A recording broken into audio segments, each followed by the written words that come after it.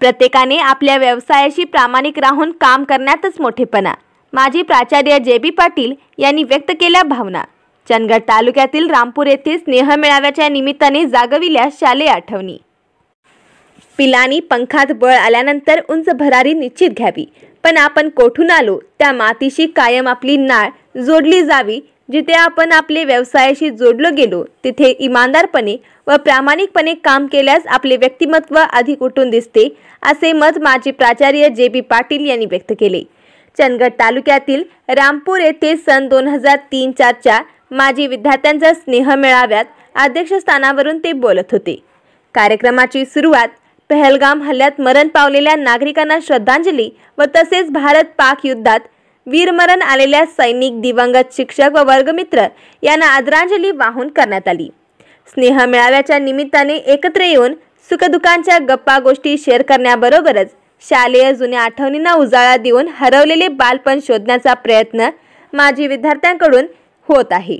असा आगळा वेगळा कार्यक्रम चंदगड तालुक्यातील रामपूर येथील बागिलगे रामपूर विद्यालयाच्या 2003-04च्या साली 10वी मध्ये शिकत असलेल्या माजी विद्यार्थ्यांचा स्नेह मेळावा रविवार दिनांक 1 मे रोजी रामपूर या ठिकाणी तब्बल 21 वर्षांनी एकत्र येऊन साजरा केला। कार्यक्रमाचे प्रास्ताविक अरविंद मोटर यांनी केल्यानंतर शाळेची घंटा वाजली आणि प्रार्थनेला सुरुवात झाली। प्रार्थनेनंतर 21 वर्षापूर्वी ज्ञानदान करणाऱ्या गुरुचे स्वागत करून मुख्य कार्यक्रमाला सुरुवात करण्यात आली। दीप प्रज्वलन व प्रतिमा पूजन तत्कालीन मुख्याध्यापक जे.बी. पाटील, शिक्षक आर.डी. पाटील, आय.ए. पाटील व इतर उपस्थित गुरुच्या हस्ते करण्यात आले। यावेळी सचिन वांद्रे, संदीप देसाई, वैजनाथ माने, शमशुद्दीन शेख, सुनीता पाटील, स्मिता कांबळे, गुंडू कोकितकर यांनी आपले मनोगत व्यक्त करताना म्हणाले की आई, वडील आणि शिक्षक यांनी अविरत परिश्रम घेऊन संस्कारे देऊन घडविले। 10वी नंतर आपण हा पहिलाच 21 वर्षानंतर कार्यक्रम करतोय। ज्यांनी आपल्याला शिकवले त्या शिक्षकांच्या सोबत हा स्नेह मेळावा आयोजित करताना मनाला मनस्वी आनंद होत असल्याच्या भावना विद्यार्थ्यांनी यावेळी व्यक्त केल्या।